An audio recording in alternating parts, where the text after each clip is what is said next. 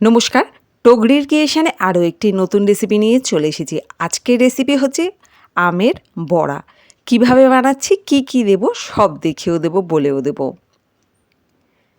আমি একটা বাটির মধ্যে 1 বাটি ময়দা নিয়েছি। ময়দাটিকে ভালো করে ঝাঁঝরির সাহায্যে একটু ঝেড়ে নিয়েছিলাম, তারপরেই ময়দাটি ব্যবহার করেছি। নিয়ে নিচ্ছি 1 বাটি সুজি। বাজারে আম শেষ হতে চলেছে, তার আগেই বানিয়ে নিন এই আমের বড়া। এই সুজির বাটিরই 1 বাটি আমি ময়দা দিয়েছি, আর দিয়ে দিচ্ছি 1 বাটি চিনি। দিয়ে দেবো এর মধ্যে একটু মৌরি। আজকের এই আমের বড়া রেসিপিটি কোনো বাইরের উপকরণ দিয়ে করছি না, সমস্ত কিছু ঘরে থাকা উপকরণ দিয়ে তৈরি করে নিচ্ছি। আপনারাও এই আমের বড়া রেসিপিটি ঘরে থাকা জিনিস দিয়ে তৈরি করে নিতে পারবেন।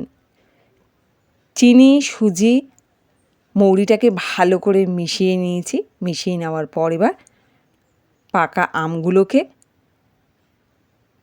সুজি ময়দার সাথে ভালো করে মেখে নেব। এখানে আমি 2টো বড় সাইজের আম ব্যবহার করছি। আর আপনারা এখন ভালো মতোই জানেন যে এই সময় হিমসাগর আম পাওয়া খুব মুশকিল। এটা হিমসাগর আম নয়, এটা ফজলি আম। ফজলি আম দিয়েই আমি আজকের এই পাকা আমের বড়াটি তৈরি করব। ভালো করে মেখে নেব।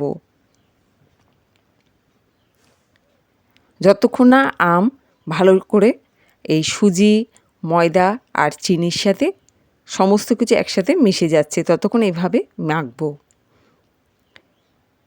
যে যেখান থেকে ভিডিওটি দেখছেন, যদি ভালো লেগে থাকে আজকের এই পাকা আমের বড়া রেসিপিটি, অবশ্যই কমেন্ট করে জানাবেন।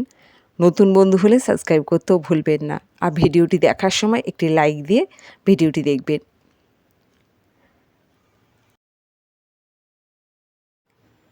গ্যাস ধরিয়ে ফ্রাই প্যানটাকে বসিয়ে দিলাম। ফ্রাই প্যানটা গরম হয়ে যাওয়ার পর আমি এখানে প্রয়োজন মতো সাদা তেল নিয়ে নিচ্ছি।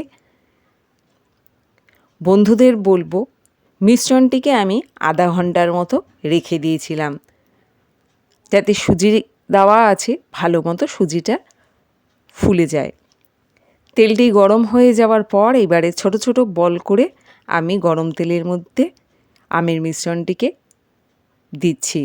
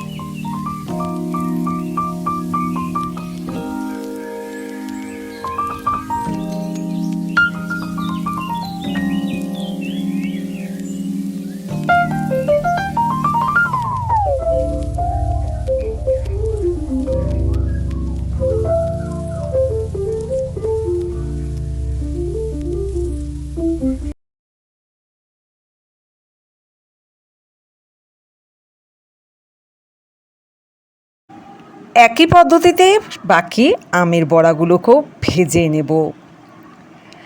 তো বন্ধুদের বলবো, আজকের এই আমের বড়া রেসিপিটি যদি ভালো লেগে থাকে অবশ্যই কমেন্ট করে জানাবেন। নতুন বন্ধু হলে সাবস্ক্রাইব করতেও ভুলবেন না। ভিডিওটি খুব ভালো লাগলে একটি শেয়ার দিয়ে অন্যকেও দেখার সুযোগ করে দেবেন।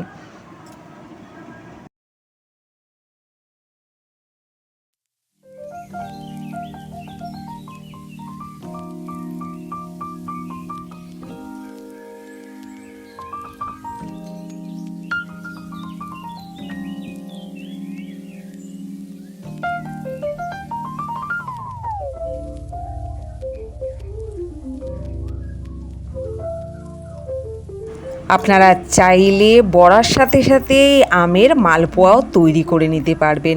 আমি দেখুন 3 থেকে 4টে আমের মালপোয়া তৈরি করে নিয়েছি। ভীষণ অসাধারণ হয়েছে খেতে, কি বলবো। ঝটপট করে রেসিপিটা তৈরি করে নিও।